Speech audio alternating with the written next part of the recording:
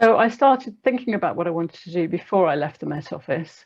I've been there a very long time, so I was a bit institutionalized. So it took me a long time to get round to the idea that I was going to leave. But as part of that process, I did a lot of preparation, joined women on boards, for example, and worked on my CV, really thought about what it was I wanted to do. But having said that, when I embarked on doing new things, I did, I was a little bit eclectic and looking at opportunities that came to me.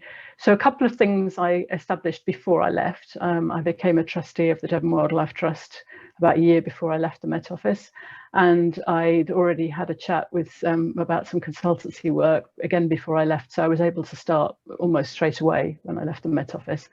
I was also in a very fortunate position because I had a good pension, which I was able to take early, which meant I could choose the things that really interested me rather than the things that were going to pay me. I didn't have to worry about that. Obviously, if they pay as well, which I have some paid roles, that's definitely a bonus. But I was much more motivated by, first of all, whether I cared about the organisation, and secondly, whether I could add any value.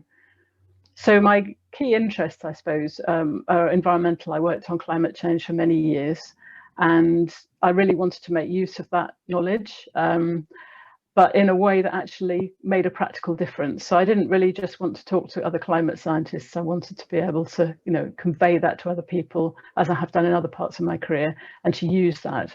But also, I've got a lot of experience, governance experience, strong analytical skills from being a scientist all my career, and just a very strong, I suppose it's public service ethos, I suppose, because I worked in the public sector, that I believe that we should be doing good things with what we do, and that people should make decisions on the basis of evidence. So I'm very keen that even if they make a decision that I disagree with, they have taken account of the evidence.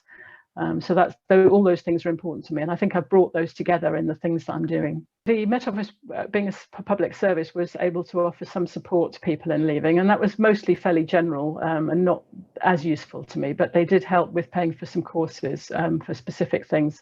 And in particular with women on boards, I did their Getting Started course, so I was able to adapt my CV and hone it down really for board type activities. And I found that quite a challenging process, but really helpful. And it did mean that of nearly everything that I've applied for, I've had an interview. So that, I think, says that I got something right. I mean, the other factor in doing that was that I only applied for things I really wanted to do, and I put a lot of effort into the covering letter to make sure that it was clear to the people reading it that this is what I really wanted to do, and that I had the skills that they were looking for.